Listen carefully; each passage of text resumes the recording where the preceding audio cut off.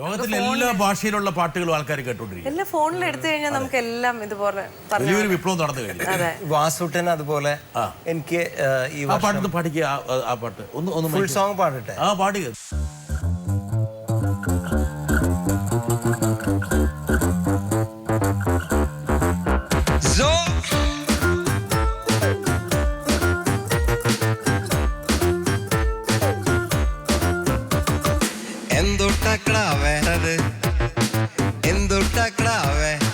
എന്തുട്ടത് അമ്മിട്ട പൊട്ടി മേപ്പെട്ട പൊന്തി കിപ്പെട്ട വന്നു എന്തുട്ട ചെയ്യാം എന്തുട്ട ക്ലാവേ എന്തുട്ടത് എന്തുട്ട ക്ലാവേ എന്തുട്ടത് എന്തുട്ടത് ഹേ വാസുട്ടൻ ഒമ്പടവാ ഹേ വാസുട്ടൻ ജാതി ഗഡിയ ഹേ വാസുട്ടൻ ഒമ്പടവാ ഹേ വാസുട്ടൻ ജാതി ഗഡിയ. അപ്പൊ അത് എനിക്ക് ഈ ഒരു ഗാനം എനിക്ക് ഗോപി സമ്മാനമായി തന്ന ഒരു പാട്ടാണ്. ഇത് ഒരു ഒറ്റ വാക്ക് കൂടെ എനിക്ക് ആ പാട്ടിനെ കുറിച്ച് പറയാനുണ്ട്. ഔസേപ്പച്ചന്റെ അസിസ്റ്റന്റ് ആയിട്ട് ഞങ്ങൾ രണ്ടുപേരും കുറച്ച് വർഷങ്ങള് ഗോപി സുന്ദറിന്റെ അസിസ്റ്റന്റ് ആക്കുന്നത് പിന്നെ ഫ്രാങ്കോ ആണല്ലേ? കുറച്ചൊക്കെ റെക്കമെൻഡേഷൻ ഉണ്ട്. അപ്പോൾ ആ ഒരു സമയങ്ങളിൽ ഞങ്ങൾ ഒരുമിച്ച് വർക്ക് ചെയ്തിരുന്നു. അപ്പോൾ ഗോപിയുടെ ഒരു പാട്ട് വീണ്ടും പാടാനായിട്ട് ഒരു ഓപ്പർച്യൂണിറ്റി കിട്ടിയപ്പോൾ ഒത്തിരി സന്തോഷം തോന്നി. എനിക്ക് ഈ ഒരു ഇടവേളയ്ക്ക് ശേഷം കുറച്ചധികം ശ്രദ്ധിക്കപ്പെട്ട ഒരു ഗാനമാണിത് ഈ വാസുട്ടൻ. ഫ്രാങ്കോ ജീവിതത്തിൽ ഒരുപാട് അപ്സ് ആൻഡ് ഡൗൺസ് ഉണ്ടാവും അല്ലേ? ഫ്രാങ്കോ ഇടയ്ക്ക് വരണ്ട് പോയിട്ടുണ്ടോ ഒരു പ്രാവശ്യം അല്ലേ? ഉറപ്പായിട്ടും. അതറിയില്ലേ?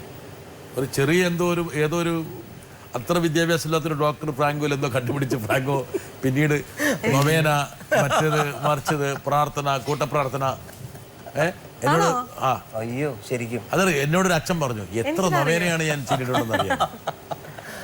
ഒരുപാട് പൈസ കളഞ്ഞു അങ്ങനെ നൊവേന വേണ്ടിയിട്ട്. അയ്യോ നൊവേനല്ല നമ്മള് ഒരുപാട് കത്തിച്ചോ പേടിച്ച് വരണ്ട് പോലെ നമ്മൾ ഭയങ്കര ഒരു അവസ്ഥ ഇത് ശരിക്കും. അതായത് വയറുവേദന ഇടയ്ക്കൊക്കെ അങ്ങനെ എൻഡോസ്കോപ്പി നോക്കിയിട്ട് ആദ്യം നമ്മളിവിടെ എറണാകുളത്തുള്ള ഒരു സ്വകാര്യ ഹോസ്പിറ്റലിലാണ് എൻഡോസ്കോപ്പി നോക്കിയത്. നോക്കി കഴിഞ്ഞപ്പോൾ അവർ പറഞ്ഞു ചെറിയൊരു പോളിപ്പ് കാണുന്നുണ്ട്. അപ്പോൾ ഞാൻ ആളുടെ മുഖത്തേക്ക് നോക്കുക സംതിങ് ആൾ വളരെ കണ്ണൊക്കെ ഒരു പ്രത്യേക രീതിയിൽ ദൈവമേ സംതിങ് റോങ്. അങ്ങനെ ഞാൻ പിന്നീട് എനിക്കെന്താ പറയുക മക്കളെയൊക്കെ കാണുമ്പോൾ എന്തായാലും ഞാൻ അധികം നാളൊന്നും ഉണ്ടാവില്ല ക്യാൻസർ ആയിരിക്കും അങ്ങനെയൊക്കെ ധാരണയിൽ. അപ്പോൾ അങ്ങനെ ഞാൻ എൻ്റെ ഒരു സുഹൃത്തിൻ്റെ അടുത്ത് സജിയേട്ടൻ ചേതന സ്റ്റുഡിയോയില് സജിയേട്ടൻ്റെ അടുത്ത് ഞാനിങ്ങനെ ഇത് ഷെയർ ചെയ്തു. അപ്പോൾ സജിയേട്ടൻ പറഞ്ഞു നീ ഇവിടെ ഒന്നും ചെയ്യരുത്, ഏറ്റവും നല്ല സ്ഥലത്ത് തന്നെ പോയിട്ട് നമുക്ക് നോക്കാം. KG ഹോസ്പിറ്റൽ ഉണ്ട്. KG hospital. ആ ഹോസ്പിറ്റലിലെ എൻ്റെ അനുഭവം എന്താണെന്ന് വെച്ചാൽ ആ ഹോസ്പിറ്റലിൻ്റെ അത് അവിടേക്കൊക്കെ എത്തുമ്പോഴേക്കും ഞാൻ ഏകദേശം തീരുമാനിച്ചിട്ട് പോകുന്നത് അസുഖം എന്താണെന്നുള്ളത് ഏകദേശം കഴിഞ്ഞു. തിരിച്ചു വരില്ല എന്നുള്ള തീരുമാനം. ഉറപ്പായിട്ട് എല്ലാം കെട്ടിപ്പിടിച്ച് ഉമ്മ കൊടുത്തിട്ട് വേണം. ഞാൻ പുറത്ത് കാണിക്കുന്നില്ല, പക്ഷെ ഭയങ്കര സ്ട്രെയിൻ. അങ്ങനെ ഈ ഗേറ്റ് കടന്നിട്ട് പിന്നെ തിരിച്ച് എനിക്ക് തോന്നുന്നു 2-2.5 മണിക്കൂർ കഴിഞ്ഞിട്ടാണ് തിരിച്ച് ഗേറ്റിലേക്ക് എത്തണേ. ആ ഗേറ്റിലേക്ക് എത്തിയ സമയം മുതൽ അവിടെ ഒരു ആംബിയൻസ് മ്യൂസിക് ഉണ്ടായിരുന്നു, ഒരു മെഡിറ്റേഷൻ മ്യൂസിക്. ആ മ്യൂസിക് ഞാൻ തിരിച്ചെത്തുന്നത് വരെ എന്നെ വീഴാതെ കൊണ്ടു നടന്ന ആ മ്യൂസിക്കാണ്. വാസ് വെരി എന്താ പറയുക നമ്മളെ മോട്ടിവേറ്റ് ചെയ്യുക അല്ലെങ്കിൽ നമുക്ക് റിലാക്സ് ചെയ്യിപ്പിക്കുന്ന എന്തോ ടെക്നോളജി ഉള്ളൊരു ഭയങ്കര ഒരു അപാരമായ ശക്തിയാണത്. ഉറപ്പായിട്ടും. അന്ന് അവിടെ പ്ലേ ചെയ്തിരുന്ന മന്ത്രങ്ങളാണ് സാൻസ്ക്രിറ്റിലെ. അന്ന് ആഗ്രഹിച്ച ഒരു കാര്യമാണ് ഒരു മെഡിറ്റേഷൻ ആൽബം ഒരെണ്ണം വേണമെന്നുള്ളത്. ഈനോ എൻ്റെ സ്വന്തമായിട്ട് എനിക്ക് ചെയ്യണമെന്ന ഒരു ആഗ്രഹം തോന്നിയ ഒരു പ്രോജക്റ്റ് ഇപ്പോൾ ഞാൻ ചെയ്തുകൊണ്ടിരിക്കുന്നുണ്ട്. ഒരു സാൻസ്ക്രിറ്റിലുള്ള ഒരു പ്രോജക്റ്റ് 2.5 മണിക്കൂർ ഡ്യൂറേഷൻ ഉണ്ട്.